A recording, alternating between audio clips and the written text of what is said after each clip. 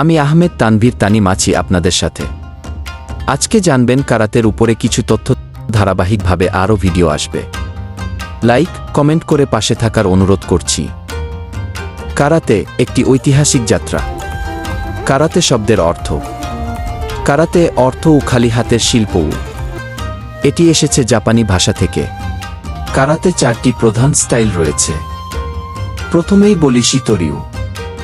এই স্টাইলের জনক ছিলেন কেনো আমাবুনি। এই ধারায় দ্রুত কাতা, সূক্ষ্ম ভঙ্গিমা এবং 2টি প্রাচীন কারাতে রূপের সংমিশ্রণ দেখা যায়।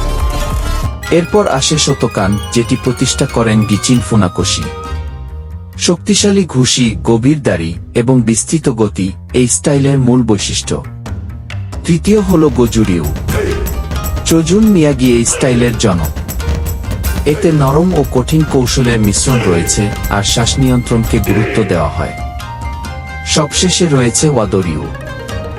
এটি তৈরি করেন হিরোনোরি ওতসুকা। এই স্টাইলে কারাতে এবং জাপানি জুজুৎসুর মিল রয়েছে। এই 4টি স্টাইলই আধুনিক কারাতের ভিত্তি এবং বিশ্বজুড়ে প্রশিক্ষণের মূল ধারা। কারাতের মূল দর্শন, ফিলসফি। ক্যারেট নেসেন্ট ন্যাশেকি কারাতে থেকে আক্রমণ শুরু হয় না, আত্মরক্ষার নীতি। বুশিডো বা শিডো দর্শনের উপর ভিত্তি করে গঠিত।